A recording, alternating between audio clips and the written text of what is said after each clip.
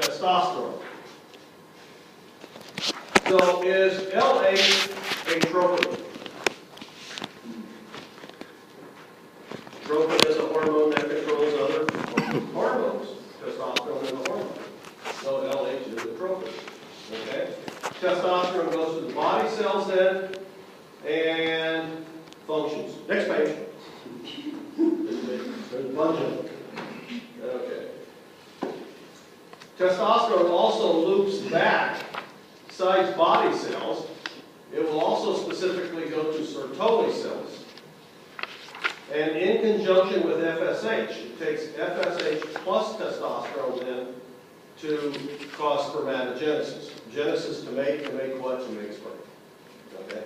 So sperm production is a result of two hormones, FSH and testosterone. Okay? So spermatogenesis is sperm production. Now, we find in semen this hormone relaxin. Okay? Relaxin has an impact on sperm by increasing its motility. I'm not sure exactly where in here relaxin comes from. That's why I did it right on the minute. Okay. Both Sertoli cells and Leydig cells will produce estrogen.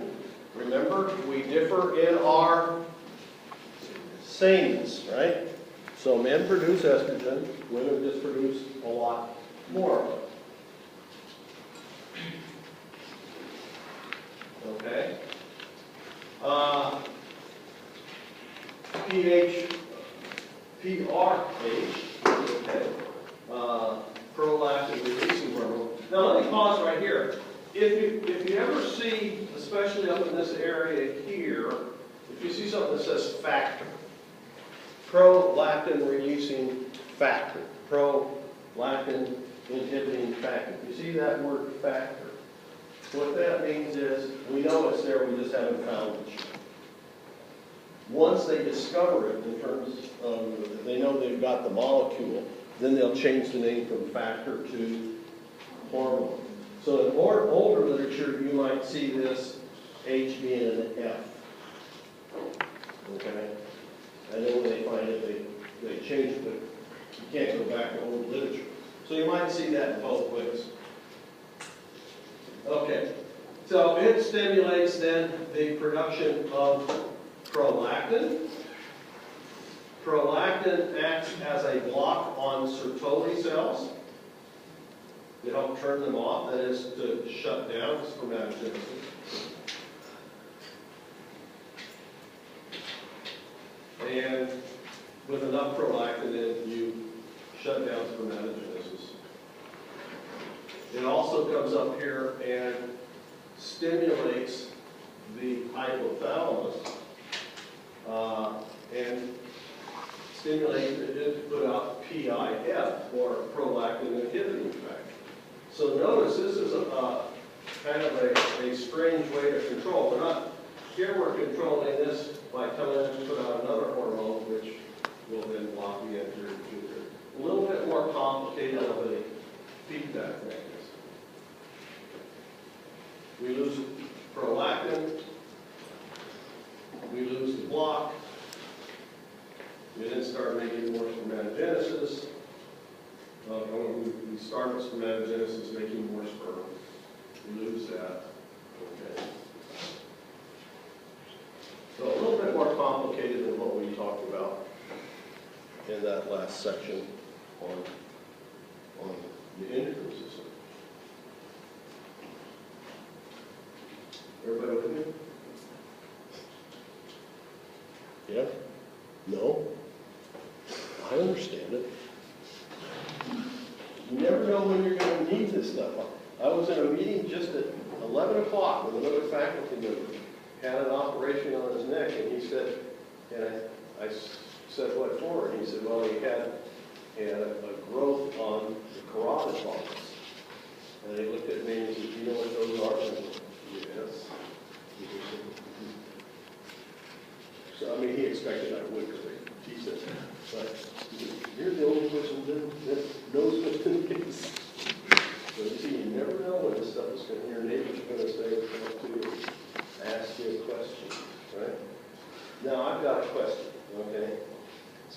people are sitting here with their notes out, except you two. What, you just listen and then look at it later? Yeah? Yeah. No, I'm asking, I'm not criticizing. That's what you do? You find that easier? I find that I need to understand it, and then when I read it, I will understand. If I miss what you say, then I wouldn't understand. What about you? Same? No, you're busy texting or sleeping.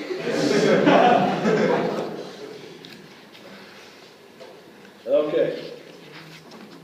Seriously, did you follow us? I need to go back. Yeah, I didn't follow This it, is no. where I say, for those of you that are taking notes, I think it would help me if I were in your situation, that when I start going, because what you get, if you make a copy of this, you just get this big picture, right?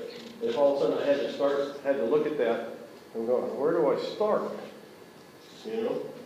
Well, in my case, you always start with the controlling factors. But, so, for me to go through this, I'd put down like 1, 2, 3, 4, you know what I mean? So I know the order in which things are coming. It's not hard. Don't make it harder than it is. Okay? You're almost always starting with the hypothalamus. Okay? It's the master controller. Now, it's not the master controller of absolute every one of them, but it's the master controller for a lot of them, in the sense that it controls the anterior pituitary, which controls a lot. So you almost always start with the hypothalamus, and it's going to put out either releasing or inhibiting factors. In this case, we're putting out GnRH. You already know where that goes. It goes to the anterior pituitary, controlling hormones of the anterior pituitary. And it's a releasing factor, so it's stimulating the release of LH, okay, and a second hormone, FSH. Now, I find this interesting as well. And most of the time I teach this class, most people have the pictures. Is that what you got? But most of you in this class are going through the lecture, the outline. Is there a reason for that? Or do you have both? Or? I find your PowerPoints more confusing. What? So, You just I lost used 20 points. I use both, like, I don't know, for this maybe that, because last section anyway, it was really easy, like the first section. It was easier than the first?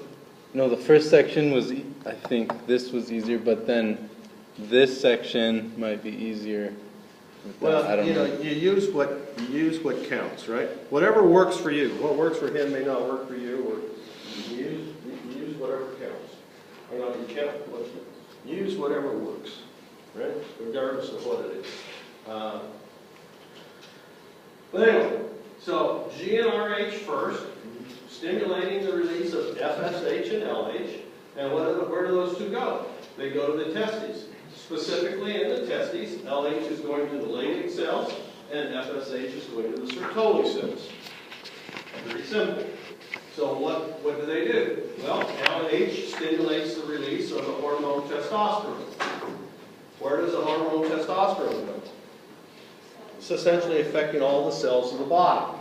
Some cells more than others, such as musculature and things like that, but basically all the cells of the body. Okay? So what else does testosterone do? Besides going to all the cells of the body, it is also going specifically to Sertoli cells.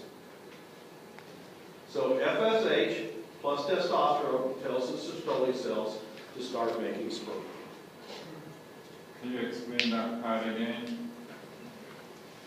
This last part? Yeah.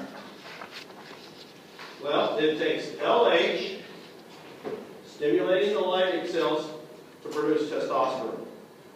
What does it cause? What do you need for sperm production?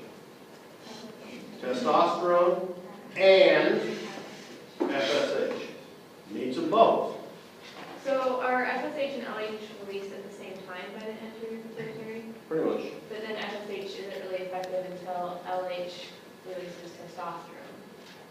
Yeah, but remember in a male, once a male matures, they still go like this. Unlike women who cycle, you know, turning it off, turning it on, you know, quite a different process. In males, testosterone is always there. Once they mature, it's just, now it may decrease in older males, okay?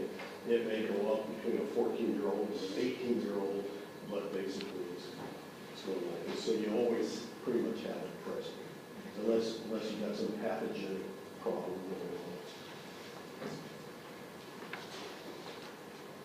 So mainly it's a matter of so here one thing that's happened here is relaxing is teaching the sperm how to swim. But in males, because this is a constant thing, what you're really doing is controlling it, right? Making sure it doesn't go too high or get too low. So how do we do that? How do we control, you know? And in the control, we're going to put out prolactin releasing hormone, goes to the anterior pituitary, puts out prolactin. What does prolactin do? Blocks the Sertoli cells. In other words, we're making too much sperm. Let's bring the production what? Down. Okay? And remember, anytime you have something that's critical, you're going to have a backup. Well, maybe something here isn't quite working, so we're going to come up here and stimulate the hypothalamus to put out PIF, which is going to shut down prolactin. You know, so it is complicated, but if you talk yourself through it, it's not difficult. It looks difficult. You think that was difficult if you get into the women. You know, this is relatively simple. Okay, let's take a look at, inhibin. We forgot inhibin. Here's our, then inhibin comes in, blocks the hypothalamus, blocks the anterior pituitary, blocks Sertoli cells. Okay. Testosterone can act as a negative feedback as well. Now, so let's analyze this. I mean, if I were studying this for a test, one of the things I'd put on a flashcard or something, I'd say, okay, what are the blocking mechanisms here? Prolactin is blocking. Yeah. Testosterone is a negative feedback block. Inhibin is a block. We got 3 different ways of blocking. So remember, anything that's critical, you're going to have a backup on, right? We got 3 ways of shutting this down. If something doesn't work, the other 2 hopefully do. Isn't PIF a blocker too? PIF is blocking this.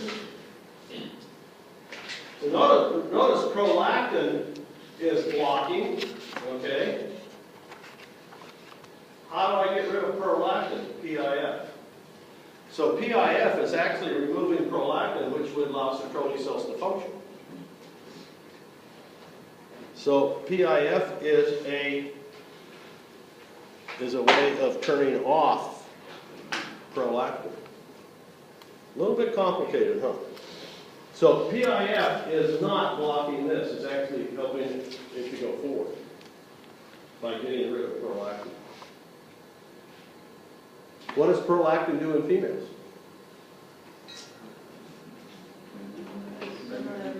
What? Milk production and building up mammary glands for milk production. Okay. The interesting thing about hormones, as we can see here, they can do one thing in one gender and something else in another gender. They can do one thing in frogs and something entirely different in people. Same molecule. How is that possible?